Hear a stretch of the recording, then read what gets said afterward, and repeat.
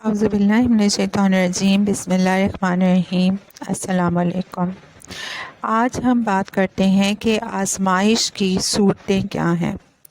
جب اللہ تعالیٰ کسی قوم کو عذاب میں ڈالنا چاہتے ہیں تو اس کی چند علامات ہیں۔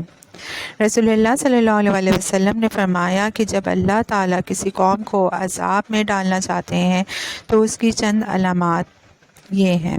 جب اللہ اپنے بندوں کو عذاب دینے کا ارادہ فرماتا ہے تو اس کے نوعمر یا نومولود بچوں کو موت کی نیند سلا دیتا ہے، ان کی عورتوں کو بانجھ کر دیتا ہے اور ان پر مسلسل آفتیں اترتی ہیں، پھر کوئی بھی ان میں قابل رحم باقی نہیں رہتا۔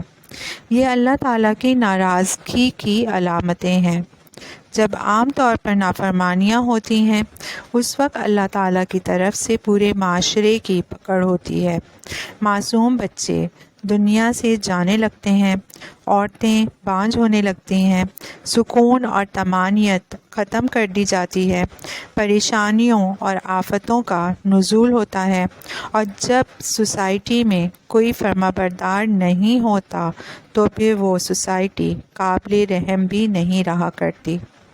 حضرت مالک بن دینار رحمۃ اللہ فرمانے لگے کہ اللہ رب العزت فرماتے ہیں کہ میں ہی اللہ ہوں، بادشاہوں کا بادشاہ، لوگوں کے دل میرے قبضے میں ہیں، جو کوئی میری اطاعت کرتا ہے میں حکمرانوں کو اس پر شفیق اور مہربان کر دیتا ہوں، اور جب کوئی میری نافرمانی کرتا ہے میں حکمرانوں کو ان کے لیے عذاب بنا دیتا ہوں، اور حکمرانوں کو برا بھلا کہنے سے کچھ نہیں بنے گا، بلکہ میری طرف رجوع کرو تاکہ میں ان کو تمہارے لیے مہربان بنا دوں۔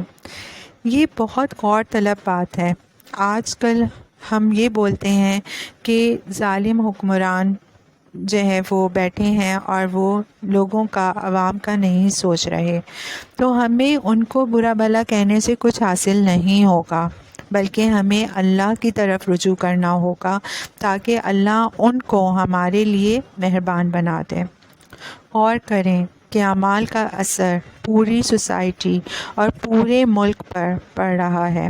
حضور پاک صلی اللہ علیہ وسلم کا ارشاد ہے کہ جب اللہ تعالیٰ کسی قوم سے بھلائی کا ارادہ فرماتا ہے تو ان کے قومی امور سمجھدار لوگوں کے حوالے کر دیتا ہے، اور ان کی دولت سخی لوگوں کے ہاتھ میں آ جاتی ہے، اور جب اللہ کسی قوم سے ناراض ہوتا ہے تو ان کے قومی معاملات ان کے بیوقوف لوگوں کے ہاتھ میں آ جاتے ہیں، اور ان کی دولت بخیلوں کے ہاتھ میں آ جاتی ہے۔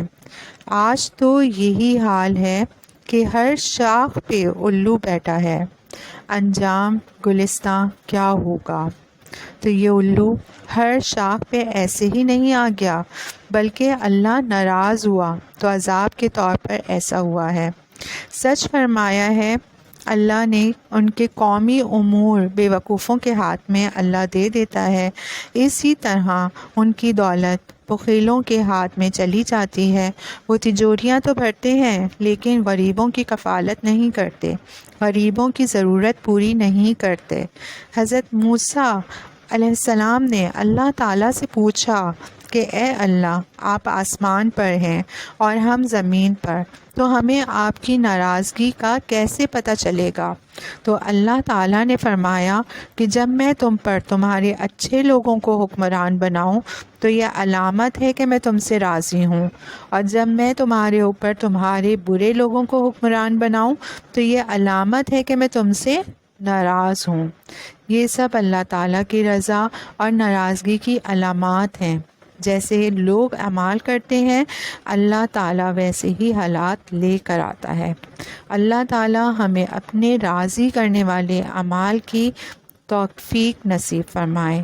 آمین ثم آمین۔